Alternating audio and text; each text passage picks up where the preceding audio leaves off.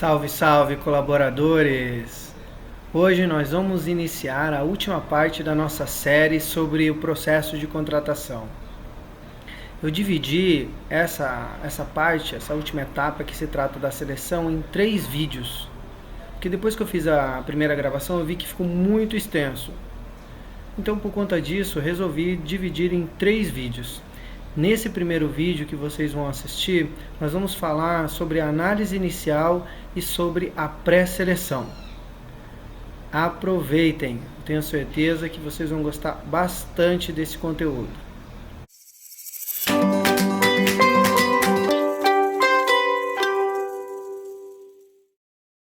Selecionar bons profissionais dá trabalho e traz bons resultados. Demitir, por outro lado, dá muito mais trabalho e acumula prejuízos.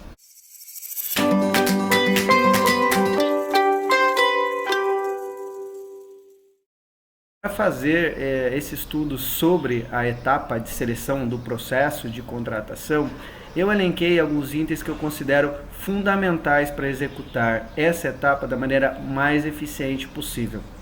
Alguns deles, a minha percepção, são obrigatórios. Todo o processo de seleção deve ter.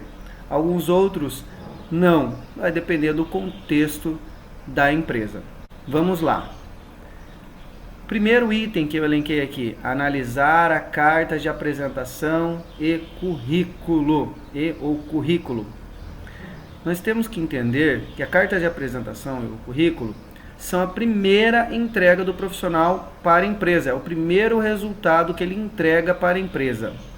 Portanto, a qualidade desses materiais que você recebe, desse conteúdo que você recebe, já dá indícios de qual é a qualidade do profissional que está se candidatando à vaga. Portanto, essa etapa, essa parte, né, desse ciclo de seleção, ela é muito importante. Não se deixe enganar pelo layout apelativo de alguns currículos, não. Eu vejo aí vários modelos rolando na internet, muito bonitos, mas pouco objetivos, trazem pouca clareza, né, sobre as qualidades do profissional. Tudo bem?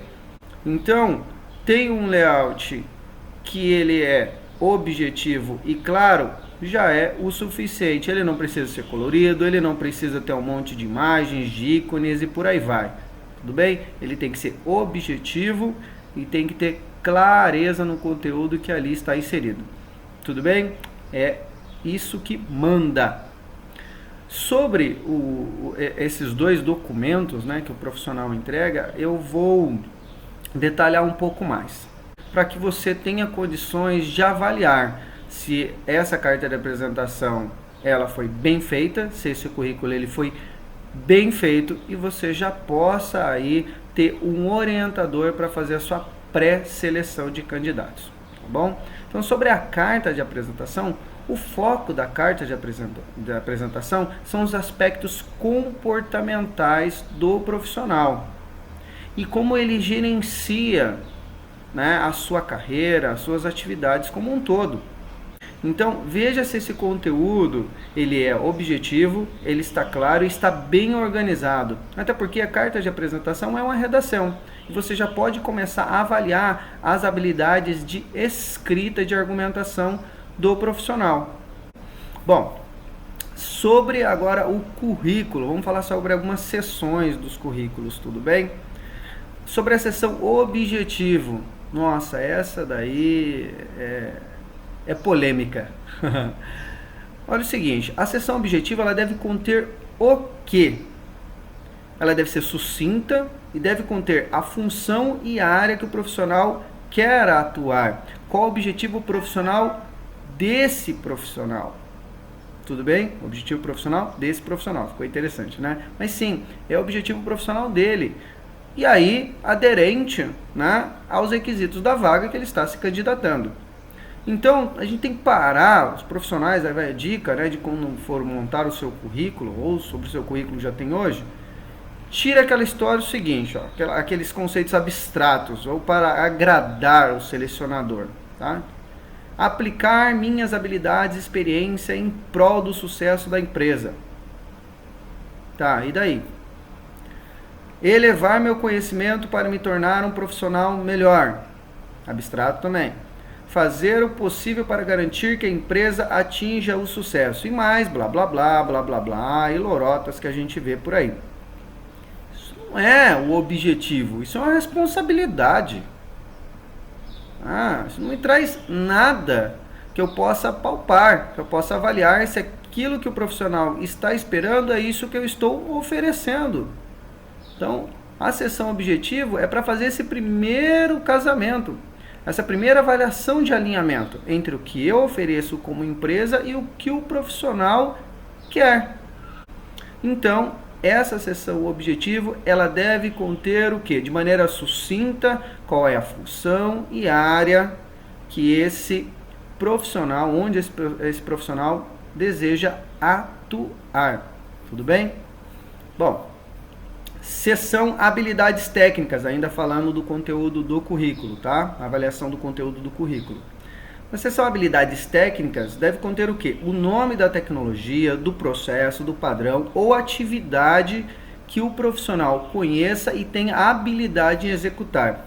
Dentro dela pode estar os níveis de cada um desses itens, tá? Os níveis de conhecimento, de habilidade. Então pode estar básico, pleno, sênior, tudo bem? Então daí ele pode colocar lá, por exemplo, ITIL. Então ele tem habilidade plena sobre o ITIL.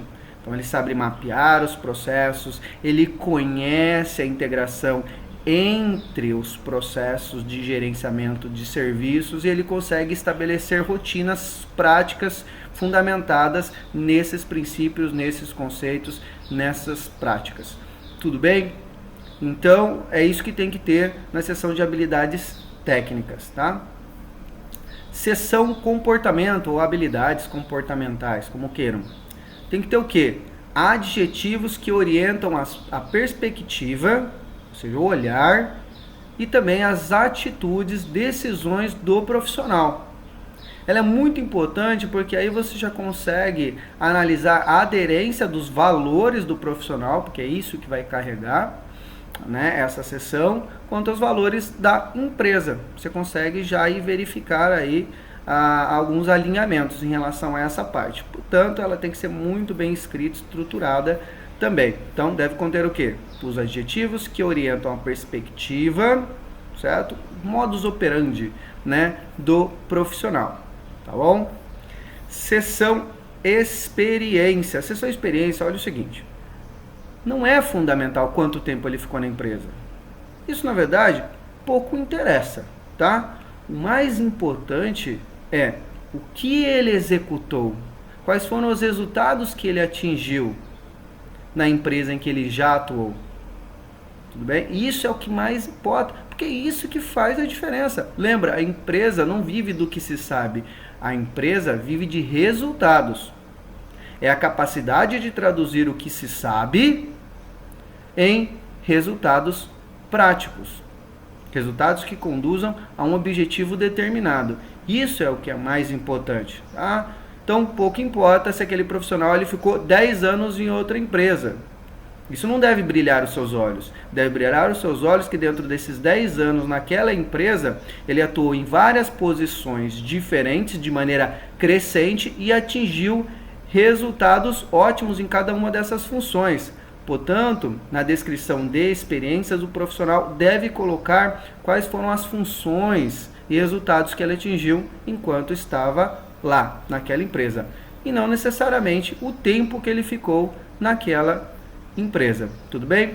Então tem aí no mercado de trabalho, quando a gente vai para o interior, isso daí tem mais, que é de queimar a carteira, do cara ficou pouco tempo no trabalho, né, no emprego, naquela empresa, enfim, e daí ele queimou as carteiras de trabalho, e daí os selecionadores não vão escolher ele porque ele fica 1 ano em uma empresa, 2 anos em outra, 6 meses numa empresa, tá? Sendo que na verdade isso não é o orientador fundamental. O fundamental é o resultado, é a capacidade de trazer resultados do profissional e a experiência que ele acumulou. Tudo bem? O espaço que ele ganhou dentro daquela empresa enquanto esteve lá. E fechamos então a avaliação de conteúdo sobre a carta de apresentação e sobre o currículo, tudo bem? Acredito que com essas orientações que eu passei para vocês, vocês vão ter condições de avaliar se aquela carta de apresentação e o currículo foram bem feitos e daí já traduzem aí a qualidade de entrega de resultados do profissional. Bom, agora vamos para o item 2 da fase de seleção, tudo bem? O item 2 ele está casado, na verdade, com o item 1, que é analisar os anexos, né? Que anexos? Documentos anexos que são enviados pelos profissionais, tá bom? Que são as cartas de recomendação, os certificados, os títulos e por aí vai, tá? Você, dentro desses itens, você pode optar por entrar em contato com ex-empregadores do profissional que se candidatou à vaga, que está se candidatando à vaga, bom? Isso daí não é obrigatório, mas é uma opção que você tem. Então ele tem uma carta de recomendação, você vai lá e entra em contato com o responsável da área que ele atuava, né? E aí você tem conhecimento sobre ele, as atividades que ele executou e por aí vai. Sabe por quê? Porque é o seguinte, tem nuances dentro da experiência do profissional numa empresa que não estão escritas, que não estão formalizadas. Aí quando você fala diretamente com a pessoa que foi responsável por ele, ou que acompanhou, né, toda a trajetória desse profissional naquela empresa, você consegue captar coisas a mais. Então isso daí vai enriquecer, né, a sua avaliação. Tudo bem? Vai incorporar mais dados para que você tenha a capacidade de avaliar de uma maneira mais ampla, melhor, mais assertiva aquela candidatura. Então, é isso aí, sobre esse item de analisar anexos, cartas de recomendação, certificados e títulos, sobre as cartas de recomendação, né, e sobre o que estava no currículo lá, entrar em contato, né, com os ex-empregadores. Lembrando que não é obrigatório, tá? Mais um item, terceiro item aqui na nossa lista. Consultar e analisar os perfis das redes corporativas, redes sociais. Tudo bem? Não é obrigatório esse item também, mas ele enriquece. Capacidade de enriquecer a sua capacidade de análise e aumentar a sua assertividade. Tudo bem? Então, identificar as bandeiras que o profissional defende, levanta, pode ser importante para o seu negócio. Pode ser até estratégico para o seu negócio. Tá? Então, quando você acessa a rede do profissional, seja ela corporativa ou não, você consegue entender quais são os itens que chamam a atenção daquele profissional e quais ele atua, ou seja, ele se coloca de maneira ativa, ele toma uma decisão e revela a todos sobre essa decisão. E isso daí pode ser muito relevante para a empresa, principalmente na questão do relacionamento com a equipe onde ele atuará. Tudo bem? As informações, elas podem ser utilizadas na entrevista. Então você coleta essas informações, tudo bem? E você utiliza elas na entrevista. Falando para o profissional, olha, acessamos aí o seu perfil em tal rede, identificamos sobre isso, isso, isso, a gente gostaria de saber a sua opinião sobre esse detalhe, por aí vai, tá? É legal, é algo legal. E outra, não fica preocupado, isso não é invasão de privacidade. Não deve ser encarado isso aí como uma invasão de privacidade. Até porque o próprio profissional, a própria pessoa, ela disponibilizou de maneira pública essas informações e você apenas as acessou, tudo bem? Então você não precisa ficar com receio, né, de fazer essa consulta às redes sociais, os perfis de redes sociais dos seus candidatos, não há problema nenhum quanto a isso, tudo bem? Outra coisa importante aqui que eu quero ressaltar, o candidato ele não deve ser eliminado por essa análise.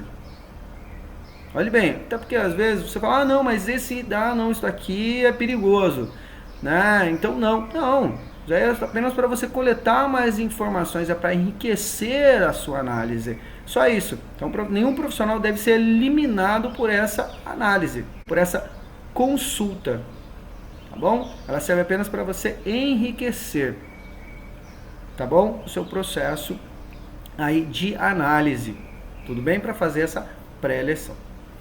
Falando sobre a pré-eleição, que é o próximo item, né? Então você vai fazer, depois que você coletou todos esses dados iniciais, fez essa primeira avaliação, então isso pode ser feito pelo RH, pode ser feito por um terceirizado, né, especializado, ou o próprio gestor da área, né, que solicitou a contratação também, como eu falei já em vídeos anteriores, ele é protagonista desse processo, tá? Nós vamos para a primeira seleção, é uma pré-seleção, tudo bem? Então o que você vai fazer, né? Você vai pegar e vai fazer toda essa análise com base nesses dados iniciais, tudo bem? Vai verificar a aderência dos requisitos da vaga às informações que você coletou desse candidato. Então os grandes orientadores são os requisitos da vaga, objetivo da contratação, né? Traduz o objetivo da contratação, e os valores da empresa aí que estão embutidos nesse caso, né? Então tem um item que eu gostaria de ressaltar sobre essa parte, né? Que é o seguinte: infelizmente, bons profissionais, ou seja, profissionais com grande potencial, mas que são mal orientados quanto à sua carreira, perdem boas oportunidades aqui. Então, às vezes, aquele candidato, ele é um ótimo profissional, ele tem grande potencial de resultado, mas só que ele não soube vender o peixe dele. Ele não toma atitudes, né, não se posiciona de forma a ser coerente com aquilo que ele espera, com aquilo que ele traz de resultados. Então daí, como a gente faz essa análise prévia baseada no que ele demonstra, no que ele vende, né, para o mercado, então ele acaba perdendo boas oportunidades.